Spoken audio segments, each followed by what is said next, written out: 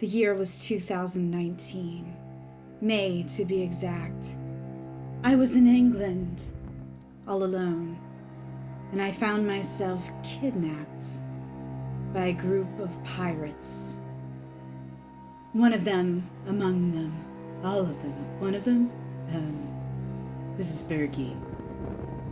That was his hand over my mouth. This video is all about him. Wait a minute, back it up.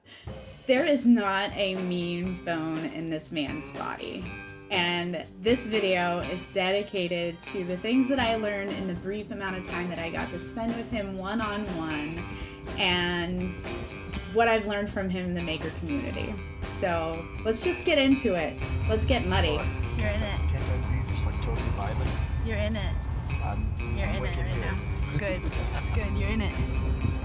Andy Birkey is among one of the first people to welcome us into the maker community.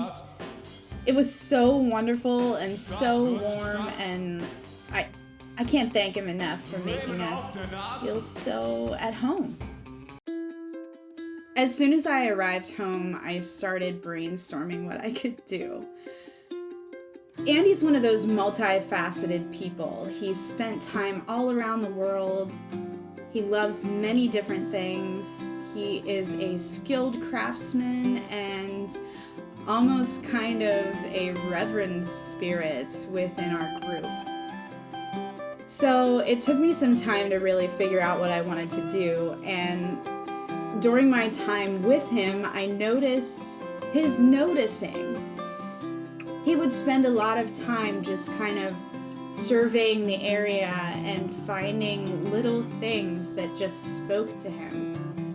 As you follow his stories and his videos and his photos, you'll start to notice his ability to pick up things that the average person wouldn't. He has a great love for his dog, Fiona. So I had sent him a message and asked him for his favorite photograph of Fiona and what he loved to drink out of.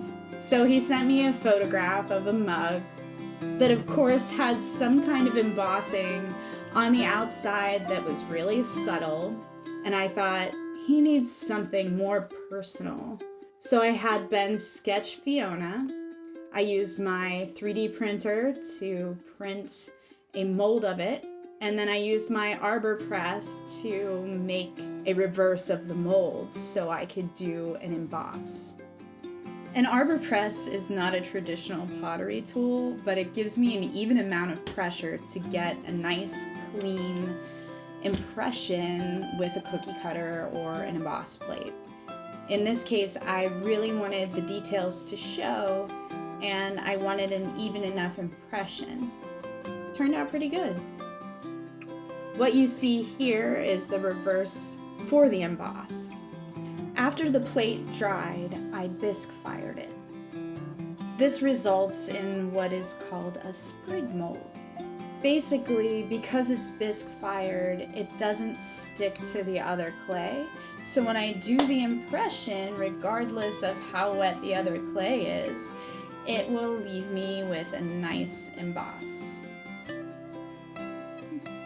It takes a good bit of practice to get a decent emboss, and then on top of that, you have to figure out how to glaze them. The final Fionas just came out of the kiln, and I'll be glazing those after I sand them in a demo.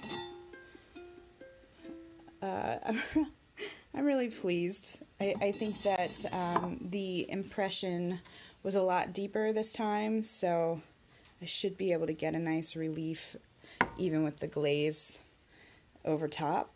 The best one will be sent to Andy and his wife. But Fiona looks great. I'm pleased. With any technique, the first time you do it, it doesn't always work out. And sometimes you have to do it 15 times to get a result you're proud of. I could have just said, oh, I'm gonna 3D print this and put a mark on it, and I'm sure Andy would have been ridiculously happy, because that's Andy Birkey. But I'm Heidi Jacobs, and I really, really, really wanted to give him something that I was proud of and that I was excited for him to have. Fiona deserves that, and so does Andy. I love you, man. You're great. Have a great day.